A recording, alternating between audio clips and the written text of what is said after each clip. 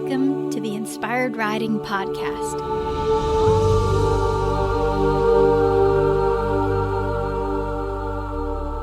I'm your host, Beth Lauren Parrish.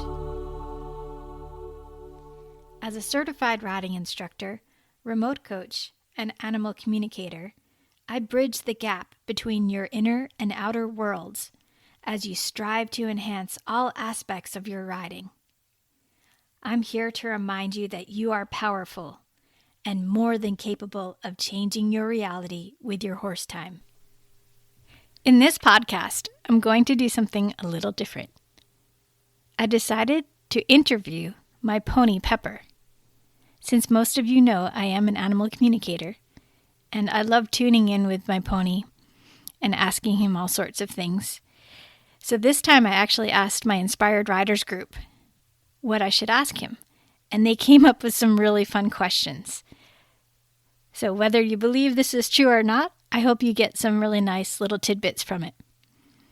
So when I started the interview, I had a notebook outside with a pen, and I walked up to him, and he was actually eating some hay, and he lifted up his head really high, like, is it time? Because I did mention in that morning that I was going to come out and ask him some questions. So I actually have this little chair that I sit on. So I brought it into his shelter area where he was eating, and I sat down, and he squared up with me, and then immediately started to push me around, like, get up. You need to be standing next to me, woman. So I got up and I moved the chair. I said, okay, Pepper, I'm going to stand here. So I felt like an official interviewer. And we ended up being mostly shoulder to shoulder for the whole time, but I'll also mention some of the things he did when I asked him these questions. So here we go. The first thing I asked him was, how do you feel about being interviewed? Is this a good idea? And I immediately heard, fire away. So then I asked, when did you first know that I was your human? And if you haven't heard the backstory, when I connected with him the night before he was going to come home, after we had decided to purchase him, he told me that both my heart horses that had crossed over came to him and told him that I was going to find him. And so, sure enough, his answers were, Biffy and Keeper told me, but it was when you walked with me before that first ride that I knew for sure that you were the one.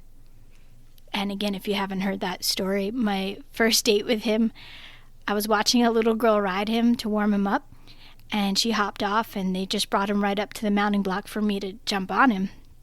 And I was about to, and then I stopped myself and said, no, wait, I really want to get to know this pony. I'd love for him to get to know my energy as well. Let me just hand walk him around a little bit just so we can, commune before I just hop right on. And so that was really beautiful that he confirmed that just now. So the next question, what do you feel is the number one thing all people must know about their horse?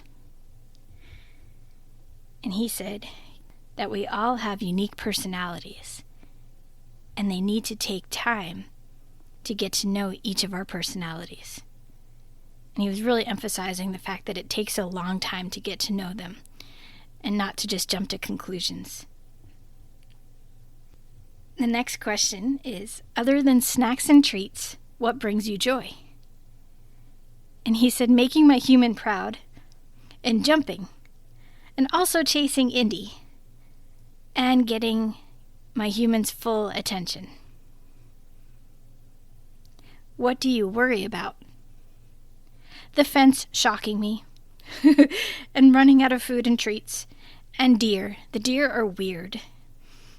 I definitely see that. Whenever the deer go by, he is like on high alert. And if you haven't heard the story about the electric fence, that's the only time I came off of him. It was a time that I completely forgot the electric fence was on, and it was just on the one side of the arena, and I was riding him in the bareback pad, and he just very casually put his nose to it, shocked himself, spooked, spun around, and I was on the ground laughing. Thank goodness nothing got hurt, and he's so little it didn't feel like I had far to go. I just was sitting on the ground. But yeah, he was so sweet about it because He was about to run away, and then his reins flipped over his head, and I looked at him. I said, Pepper, be careful, because I was still sitting on the ground assessing and making sure I was okay. And he just looked back at me and went, oh, yeah, I probably shouldn't step forward. I don't want to break my reins or flip or anything. So he backed up, and then my husband came over and helped us, and I was able to get back on. So I was totally fine and very grateful that he was good too. And now I know always turn off the electric fence before I ride. That is really good advice. Okay, so what's the next question? Let's see. What makes you roll your eyes and laugh at weird humans? And he said, when they move around strangely or sit down when they clearly need to be scratching me. That's him referencing just now when I was sitting down trying to interview him. He was like, this does not compute. You need to be standing here and scratching me. Okay, so the next question. Do you like trail riding or arena work more? Adventures out of the arena. If arena, I like obstacles or jumps. Nothing in the arena is boring. He's definitely clearly showed me that. Anytime I put out my cavaletti, he gets way more energetic. So I'll just have to remember that and keep things interesting for him. And definitely start going out in the woods more. We definitely like that. I can feel how he gets a little more excited and he likes to look around. And I think he feels more proud of himself because he's literally going on an adventure around in the woods. And then someone asked, do you consider yourself wise or enlightened or both? And he just replied, I am smart. People can listen to me, but I'm just a pony, and I know things. Probably just wise. I thought that was so cute. So what's the best way to reassure you when you're worried? And as soon as I asked that, he went, big sigh, breathing, horse sighs. And then he started rubbing on my back. So I got rubbing on my neck and head. The next question, what do I do that you think is funny?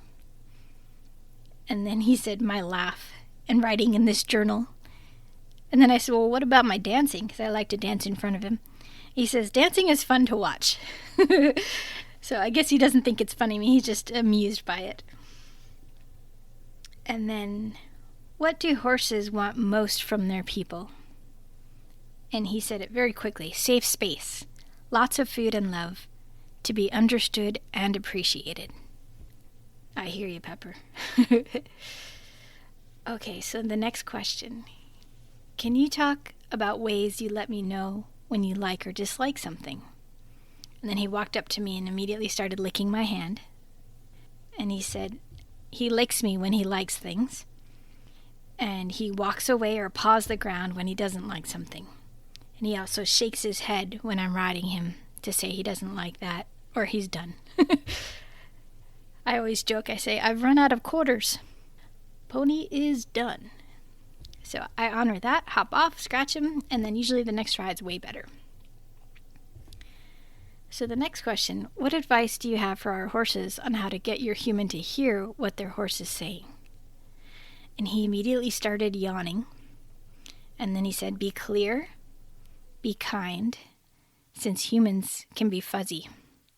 Yawn when you're relaxed, and release more tension.